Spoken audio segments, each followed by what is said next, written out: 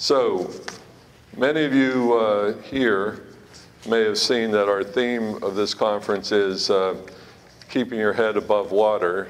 We tried tying it into San Diego. And it's more than just keeping your head above water. What we're really talking about is you thriving, not just surviving, but thriving, taking the disease that you have in stride and moving forward with your life and flourishing and leading a robust life and not just, existing. Our keynote speaker today is somebody who knows a lot about that. He has faced significant adversity. He has a form of myositis. He has dermatomyositis.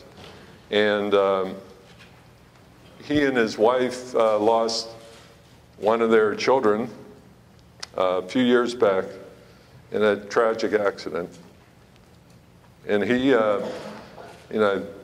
they have gone through the trials and tribulations that most parents never wish that they would have to. He also led one of our support groups in Minneapolis for 7 years, and his son, who was an aspiring physician and an avid outdoorsman, passed away in 2011. Dan Seftick and his wife Sue were faced with a situation that I'm sure you can imagine is about as hard and challenging as anybody's ever going to encounter. He coped with it, he overcame it. I don't know that I should say he overcame it. He'll never be rid of the experience. But he's written a book entitled Real Mountains, which I had the pleasure of reading, and I have had others read it, and everybody who's read it cannot believe that he's a first-time author. It's extremely well written. He's not here to sell books. He's here to talk about turning tragedy into inspiration. We do have copies of his book on sale outside. The proceeds from the sale of the book do go to the Myositis Association. But that's really not the purpose of having Dan Seftick speak today. It's for him to let you know about how you can take things and turn your life around and live a full life despite your disease. So I want to introduce Dan Seftick.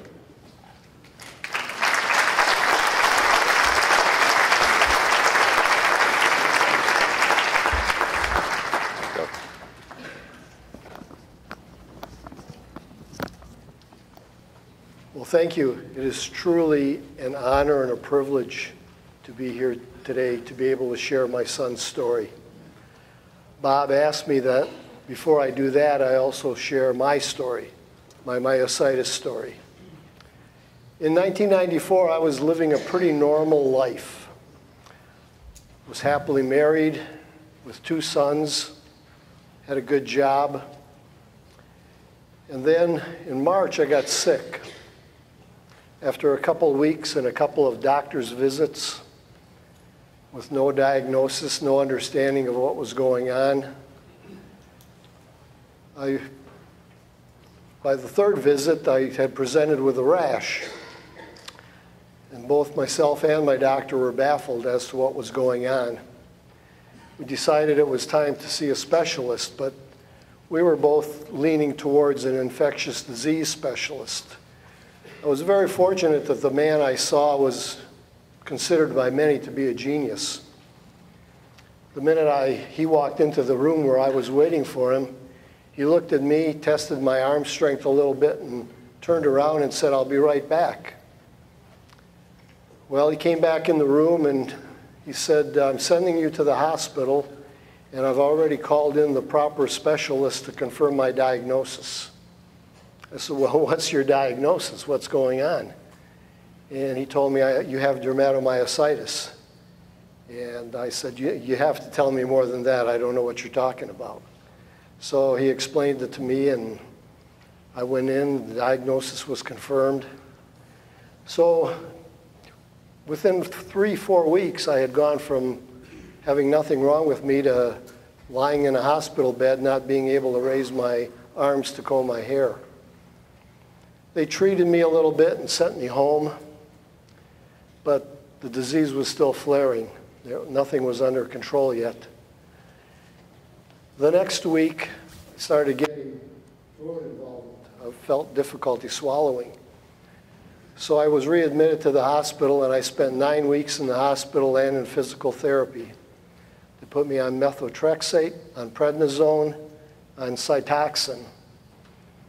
And things were kind of getting better, but my throat was closing up, so they put a feeding tube in me. Then they decided to start me on IVIG treatments. That was a relatively new treatment in 1994. But if you ask me, it saved my life, or at least gave me the quality of life that I do have today. So I'm grateful for that. I went from 155 pounds to 125. I spent, as I said, 9 weeks in the hospital. I was on that feeding tube exclusively for nutrition for over 6 months, had the feeding tube in for almost a year. I was off of work for a year. But since that time, I've only had one flare in August of that year. My doctor said in a case like that, where there's such an acute onset of the disease, that a lot of times the patients do really well. And I've been fortunate to have fallen into that category. I've been completely off all meds for myositis since 1998. I like to tell people I can do anything I could before, except not as easily, not as quickly, and not for as long. But I'd probably be saying the same thing anyway right now. At that time, I thought it would be the most difficult phase of my life, that I would never have to face anything more difficult or emotional. I was wrong. On the night of April 16th, 2011, our son Greg died in an avalanche in Grand Tetons National Park. Since that time, I have devoted a lot of time and energy to preserving and building my son's legacy, the rich and beautiful legacy he was already creating in his short 31-year life. He had just finished residency and was an ER doc, but he had a lot of other abilities, a lot of other characteristics. Among the legacy building I've done is the publication of Greg's story, Real Mountains, which was published last Thanksgiving. As Bob mentioned, the book is for sale out in the lobby there. All proceeds from the sale of the book go to the Myositis Association. The book is for sale other places too, online and in bookstores, and a lot of them we just give away. We have partnered with 4 nonprofit partners, and Sue and I do not benefit financially from the sale of the book. All proceeds go to our 4 nonprofit financial partners. There's more information about them in the book, or if you're interested, we can talk out back. If you purchase a book, I will be back. I'd be happy and honored to sign your copy. It doesn't add to the value of the book, so it's not required. But I'd be happy to do that for you.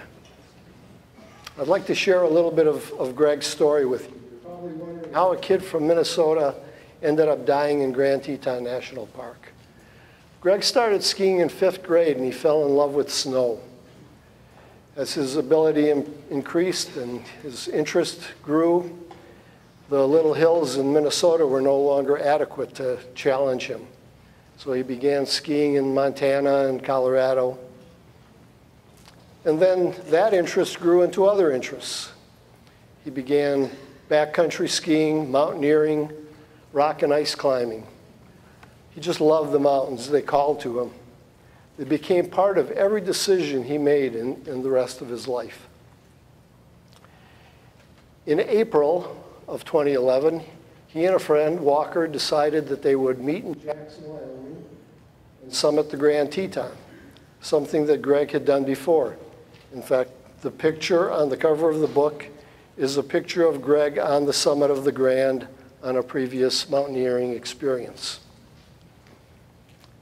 Sue and I were always concerned when Greg or his brother Chris went out mountaineering, but we had an agreement. When they got done, when they were out of harm's way and back to civilization, they were expected to call us. And they usually did. So on Sunday, April 17th, we were sat at home waiting for a phone call. We didn't get one. The events unfolded as I will read to you from the book. On Monday, April 18th, Sue goes to work and I wait at home for Greg's call. I wait all day. I wonder why Greg hasn't called, but I keep busy and don't allow myself to consider the possibility that anything terrible has happened. We call Greg again Monday evening after Sue gets home from work. Same result. She is very concerned. Unable to suppress the negative thoughts racing through my mind, I now share her fears. An unspoken tension hangs in the air. We don't discuss possible scenarios. We just go about our chores and evening rituals. We keep our distance from each other, not wanting to say the wrong thing or fuel any emotions. We call Chris to see if he's heard from Greg. He answers immediately and tells us he hasn't heard from his brother. We find out later this was a true statement, but not the whole story. Chris knows Walker and Greg are late coming out of the canyon. He decides he isn't going to be the one to tell us. The evening wears on. No word from Greg. I'm very apprehensive now. I try to convince myself he got distracted or lost his phone or some other kind of absent-mindedness is playing out. At 9:45, the phone rings, the ring that indicates a long-distance call. It rings again. I pick up the phone and look at caller ID. NPS, National Park Service. Believe it or not, I don't panic. My first thought is to wonder why Greg is calling from a Park Service phone. I answer with a hello.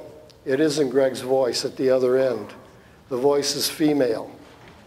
My chest tightens. My heart beats harder and faster than ever before. Time stops. The caller identifies herself as Elizabeth Mackey, a ranger with the National Park Service in Grand Tetons National Park. She asks if I'm related to Greg. I confirm that he's my son. She apologizes for calling so late and taking so long to contact us. Even though our name isn't a common one, the park staff had difficulty tracking us down since Greg listed Montana on his backcountry permit. By this time, Sue is right by my shoulder, mouthing questions with a frightened expression on her face. Elizabeth informs us that Walker and Greg are late out from the backcountry. The alarm was raised when Walker's employer called his emergency contact, his girlfriend, on Monday because he hadn't shown up at work. She then called the park to ask about his and Greg's situation. A ranger checked the backcountry permit log and was dispatched to the parking area at the trailhead to look for Walker's and Greg's vehicles. The cars were still in the lot. A search and rescue group was organized, equipped, and sent into Garnet Canyon.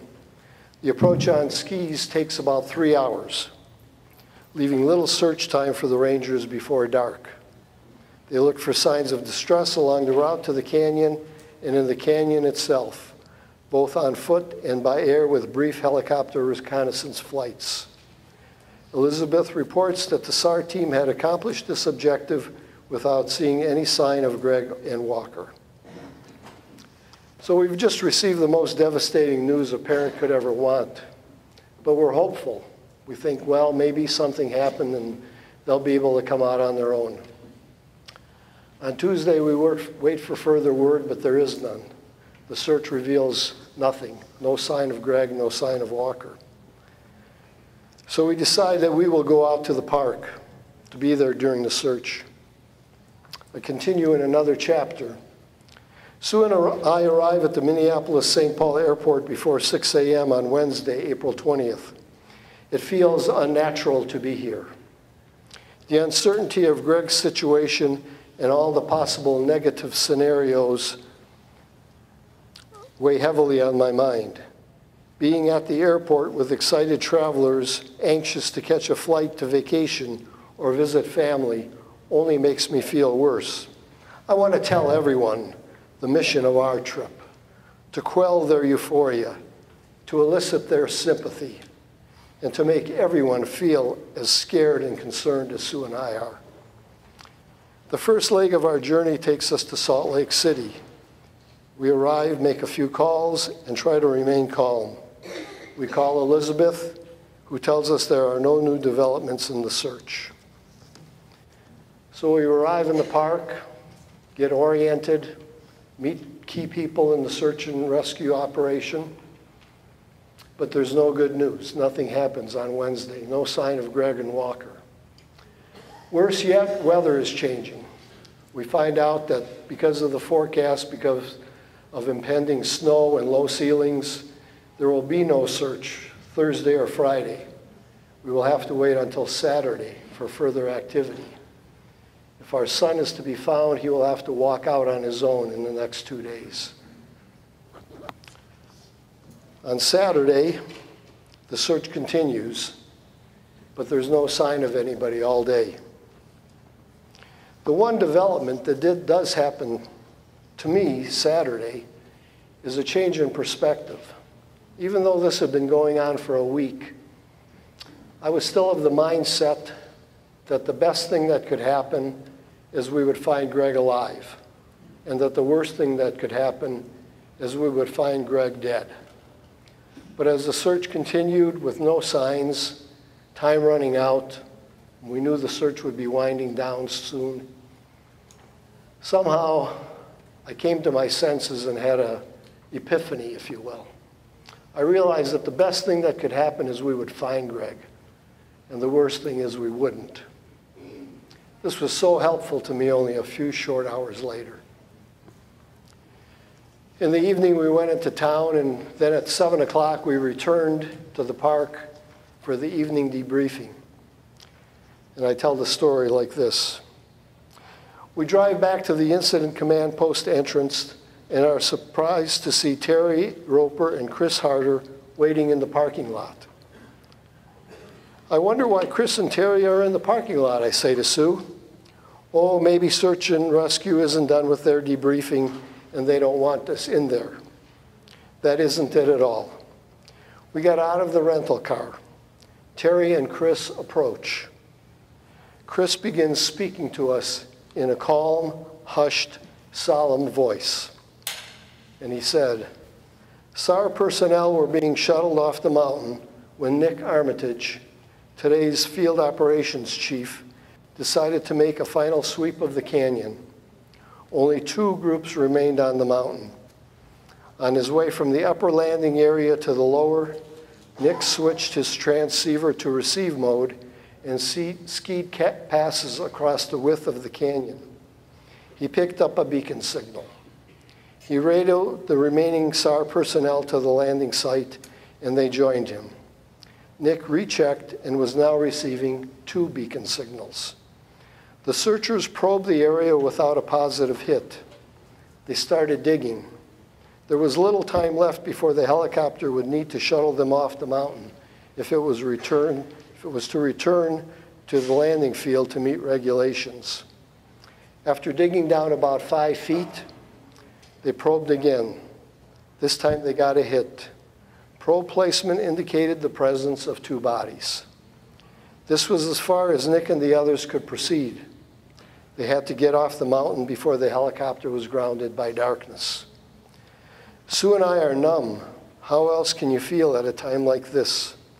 A parent doesn't prepare for such a moment, for a situation where you receive the most unwanted, terrible news about a child. How sure are you that this is Greg and Walker, I ask. 95%, based on shape of the outlines from the probe and presence of beacon signals. My immediate thought is, who else could it be? I don't ask any more questions. We have some time to talk to the search and rescue people. Nick Armitage, the field operations manager for that day, who was in fact not only had that responsibility, but he was a friend of our younger son Chris's. As Nick told us afterwards, Dan and Sue, I took this personally. This wasn't just a job for me. I wanted to bring you some resolution. It was difficult to leave the park that evening knowing that Greg was lying there under the snow and ice, but we knew that there was nothing to be gained by continuing. So the recovery was delayed until the next morning. And this is what happened the next morning. And somehow, the sun is rising in the east this Sunday morning, April 24th, 2011. Today is my 63rd birthday. Christians around the globe gather to celebrate the rising of the sun, for it is Easter Sunday. Today, my son and his friend Walker will be raised from their snowy graves. From this day forward, Resurrection Day will have new meaning for me. Sue and other family console me, regretting that Greg's body will be recovered on my birthday. Under the circumstances, I think it is the best present I can be given. I realize my birthday will never be celebrated or remembered in the same way. This isn't my birthday anymore. April 24th has become Greg's Resurrection Day. I'm torn that morning between attending Mass and being in the park to witness the transport of Greg's body off the mountain. Sue supports either choice. Initially, my inclination is to go to church. There I'll be able to pray in union with others. There is nothing I can do in Grand Tetons National Park. We intentionally arrive at church early. At first, I am called to be here at a church named Our Lady of the Mountains. I kneel in prayer and contemplation, knowing life has changed. As others arrive, I feel out of place. There is too much joy here. Families are dressed in their best new clothes in a celebratory mood. I know I don't belong here. My place is with Greg, as close as I can be at least. Today, the Tetons will be my cathedral. The Grand will be my cross. Garnet Canyon, the tomb of resurrection. So the bodies are recovered and we make preparation to return home and bring Greg home. And we begin our grieving. It's a difficult process. So who was this Greg Seftick? He was obviously a very intelligent man. He didn't get through college and medical school and residency on his good looks, I can tell you that. But he was also a kind, caring man. He kept telling his professors, his residency directors, that all he wanted to do was help people. And he was a good doctor. There's many great stories in here about his doctoring ability. He wouldn't become a good doctor. He was already a good doctor. But he was humble. He thought he had accomplished nothing. I'll just share one little tidbit here. I'll paraphrase for the sake of time. In 2006, an exhibit titled Body Worlds was on display at the Science Museum in St. Paul, Minnesota. Sue and I attended during the summer, and it was impressive. It was fascinating to see, even for someone with limited anatomical knowledge. During the last few weeks of the extended exhibit, Sue suggested I invite Greg to attend with me. He enthusiastically accepted. We went from display to display, and he pointed out things to me that I would have never understood. He would stand there and mimic some of the body positions and put his arm up like in a climbing mode, and then with his other hand test the muscle positions and responses and give his familiar or, oh, so that's how that works. But he also handled himself with humility. People would start asking Greg questions when they saw how he was answering mine. So I think some people thought he was one of the tour guides. One woman interrupted and asked Greg a question. She apologized, saying she hoped Greg didn't mind. He answered to her satisfaction. I was proud of him, not for knowing the answer, but in the way he handled the situation. He was happy to share his knowledge. He also handled himself with humility. After Greg answered a question from another exhibit attendee, the woman asked Greg if he was a doctor. He replied, "No, just a med student." This was a true statement, but it was delivered in a way to indicate he felt he had accomplished nothing and was nobody special. That wasn't how I saw it as I looked at the displays with him as a proud father. One other outstanding characteristic of Greg was his appreciation, his gratitude. He said thanks a lot. Some people might think that he didn't mean it, that it was just like a flippant response, but it wasn't. And Sue and I were partly to blame for that, because when the kids were young, because we had so much family out of town, we established the thank you rule.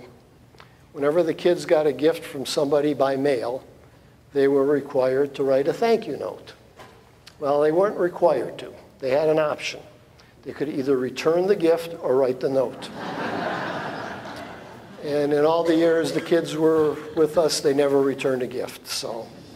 But this became ingrained in Greg, and I'd like to share this it's a little long piece, but to me it's one of the best parts of the book.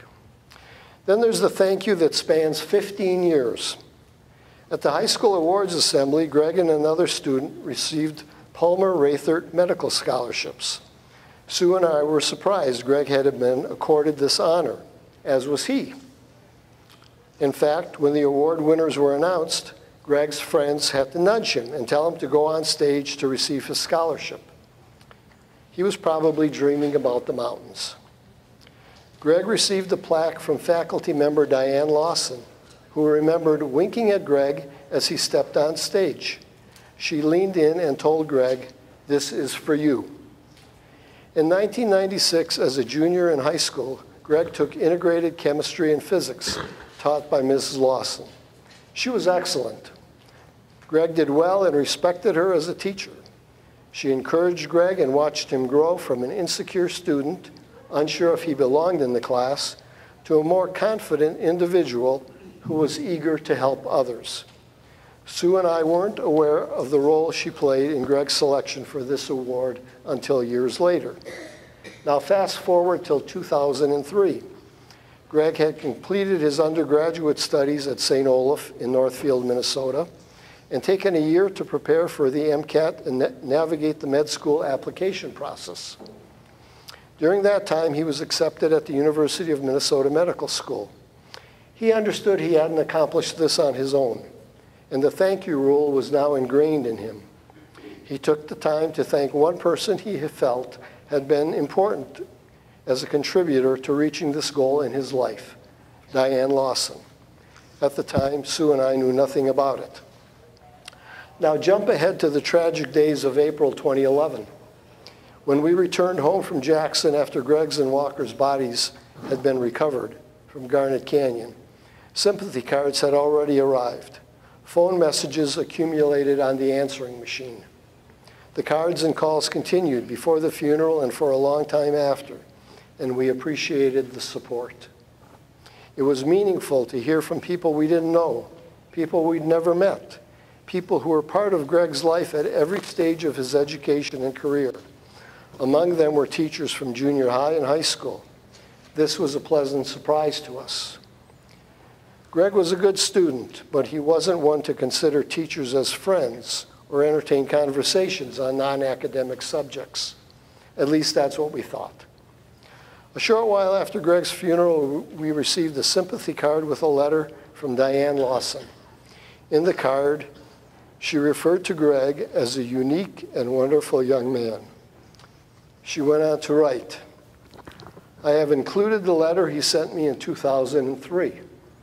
It meant so much to me and is an example of what a special child he was." So she had kept this letter for 8 years and then thought enough of it after Greg's death to share it with us. Greg had written, "Dear Mrs. Lawson, I am writing to thank you for the help you gave me in reaching the point that I am at today. I was accepted into the University of Minnesota Medical School for this coming fall. The strong science background which I received from numerous teachers and professors was obviously necessary for medicine. However, your support was invaluable in giving me the strength and belief in myself to push on through the tougher times. I never really believed that I could get into medical school. Being a doctor was what I wanted, but it was also an easy answer to the what do you want to be when you grow up question. The odds are against everyone who tries to be a doctor, from high school students to people who have interview offers at schools. At no point in the process do you have greater than a 50% chance of getting in. Getting the Palmer Raythert Scholarship was invaluable for my confidence in allowing me to get into school. My parents had always encouraged me to go for medicine, but that is their job. They would encourage me in whatever I wanted to go into. Your support was the first real encouragement I got from someone who did not have unconditional support for Greg in their job description. When I realized that you believed in me, that did a lot for getting me to believe in myself. So I hope things have been going as well for you in your life as they have been for me. I have spent the last year in Bozeman, Montana, working as little as possible and playing in the mountains as much as possible. Thank you for your help in building the necessary science background to get me through college as a biology major, and your support in helping me get the confidence to pursue medicine. I'll let you buy a copy, please, and hear more stories about Greg and learn more about who he is. But where does real mountains come from? What is a real mountain? Well, I don't know about you, but I worry a lot, or I used to. I worried unnecessarily about things that worrying made no difference to. But there are some things in life that are worth worrying about, are worth thought and emotion and pain. Greg's death was one of them. So I reference real mountains in this way. So I choose to deal with this grief, to face this real mountain in my life's journey. It's not an option not to grieve because Greg died. The option was not to have loved. That's no option at all if we honestly want to be truly human and experience and enjoy the emotions that come with our humanity. Well, we all grieve. It's not just me. We all suffer at times.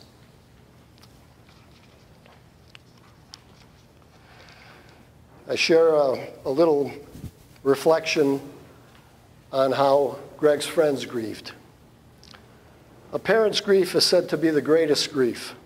There's no greater loss than the death of a child. I won't argue that assessment. Then I think of Greg's and Walker's friends. Their deaths were probably the first among their circles of friends. So their friends were also navigating new ground. Loss and grief eventually happen to all of us, but there's always a first death.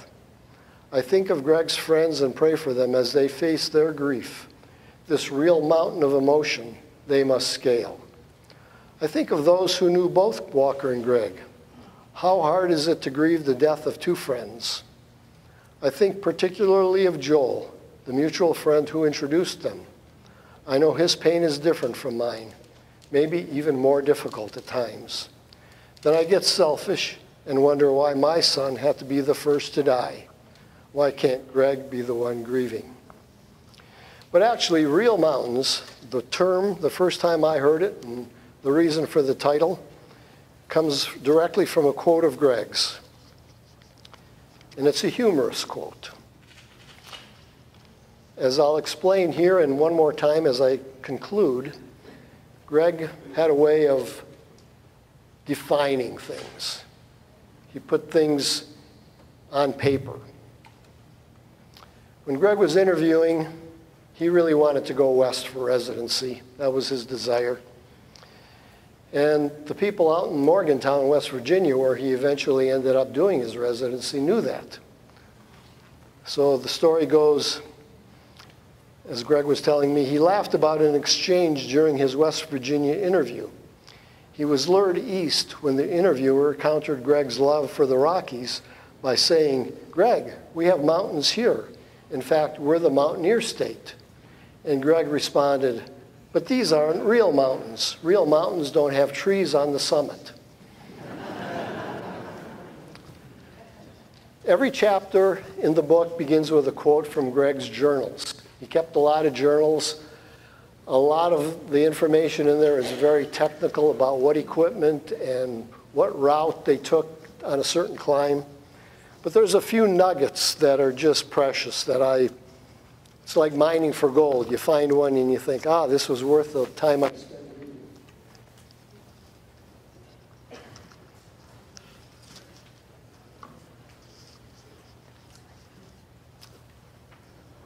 He was happy with other people's accomplishments too. And one time he wrote after he and Chris summited, he said, "We climbed a small hill and suddenly the whole cirque was laid out in front of us. I turned to Chris and said, 'Welcome to heaven.' I was happy how stoked Chris seemed. He said, 'We climbed that,' pointing at Pingora. He did well." And then maybe one of my favorites, if I can find it here quickly, is just shows how, though he was intelligent and well-learned and read, sometimes he was a very simple person. And one day he reflected, "I love early morning climbs because it means that I get to eat candy before most people are out of bed." And my favorite is the quote that's on the back of the book. In July of 2005, as Greg was climbing in Montana, he reflected and he wrote, "It was again nice basking in the happiness and fulfillment that the mountains had provided. I have yet to find any greater joy in life than completing a challenge with physical danger that nature has designed." I've lived more than twice as many years as Greg did in his short life, and I don't think I can still sit down in 2 sentences and tell you what brings me joy. I know all of us in this room today have faced obstacles, have journeyed. Grief, like myositis, is not an event, it's a journey, it's a process. So my challenge to you today, if you are so inclined, is to sit down and think, what gives me joy? If you can do that, good. I'm happy for you. If you can't, don't worry about it. I salute all of you in the journey you've traveled so far to this point. I wish you joy as you continue. Thank you.